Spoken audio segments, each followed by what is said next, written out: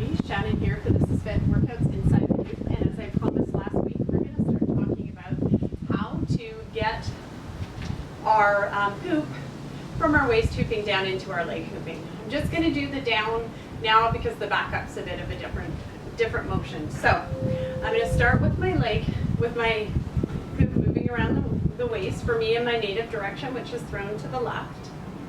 And I'm going to start to think about dropping the hoop down. I've got my shorts on. I've got the proper sized hoop. I'm on a nice flat surface. I'm keeping my posture tall so that I'm not bent over like this. Posture tall. And I want to think about each part of my body that I have as I move the hoop down. So right now, my touch point is my belly button. Then I'm going to bring my legs close together. And now my touch point is becoming my hips. So I'm going to stay there at the hips for a bit, and so that feels good. Now I'm going to lower it just a little bit. I'm just coming to the top of my legs, and as it starts to fall right there, that's when this leg comes out and catches it and starts to throw. So for me, I transition. I'm going to start with on my waist where my belly button, I feel it. Then I like to hold it at my pelvis for a bit. Then see if I can catch it right here at, the base of my shorts. And then there's a moment where it feels like it starts to slip. And as soon as I feel that slipping feeling, that's when I make the decision whether it is my throw. For me, when I was starting, the best way was to bring that left leg up and grab it by throwing it in that direction. And it's that moment between, okay, it's slipping and I'm changing what I'm doing. That took me a while to catch because I was trying to keep doing the motion that I was doing above it when it is a brain muscle memory thing. My hoop is slipping, I need to change what I'm doing to a totally different body part. So let's break that down again. I'm solid on my waist hooping. I've got it going good. I'm going to start to think, okay, I want to move my hoop down so my legs are coming closer together. I'm holding it here at my pelvis for a bit. And now I'm going to bring it down lower. And as that slip moment happens, I switch to now I am doing a totally different motion. Whether it's your right or your left or your double leg, it's that moment when it moves from your pelvis right here and starts to feel like it's slipping that you need to quickly kick into the other motion, which is your pump or your throw. So those are the things. And remembering to stay tall. I always still bend over.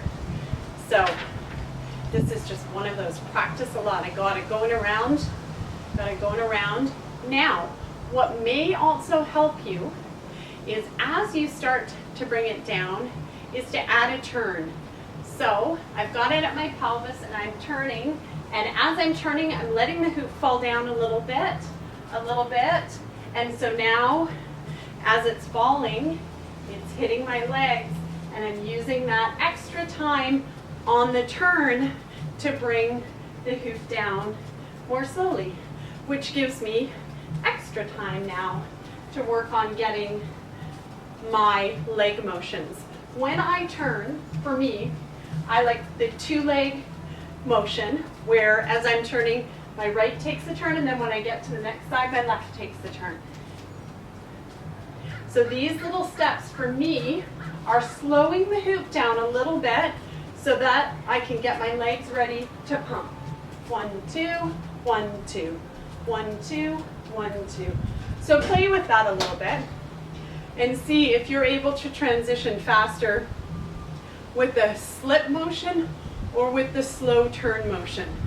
What I like about adding the slow turn motion is that's going to be really helpful in controlling the motion when it's coming back up. So let's take a look at that again. We're on our waist, we're dropping to our pelvis, and as our hoop is dropping, we're starting to slowly turn. And it's dropping more on our legs during that turn. And we're constantly in motion. The hoop's in motion, I'm turning with this motion of the hoop, and now my legs are doing a 1-2 pump on one, 1-2 pump on the other. 1-2 pump, 1-2 pump. And I'm slowly turning to find myself that little pause.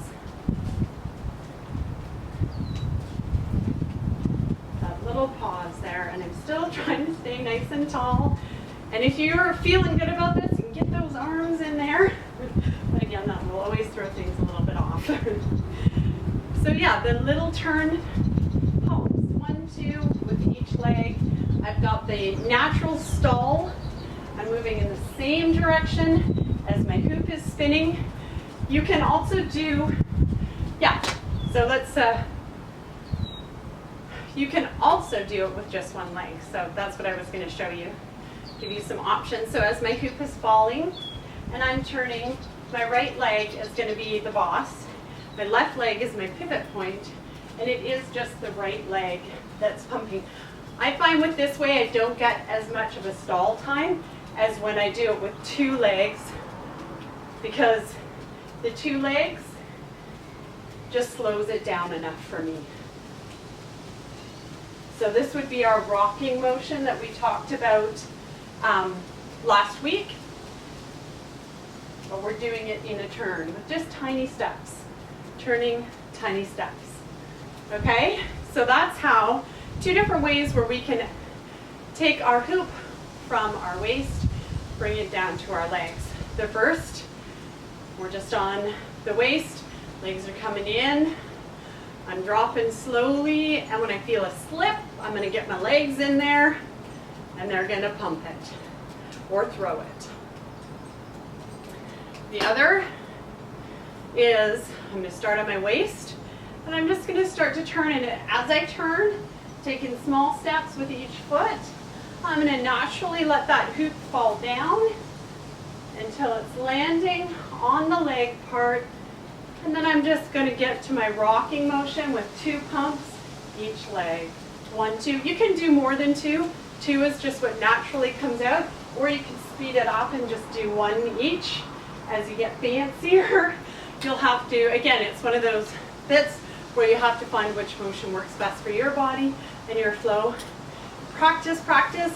Tall, naked legs, pump or throw, turn or don't turn. Find the way that resonates best with you, and I will see you next time inside the hoop.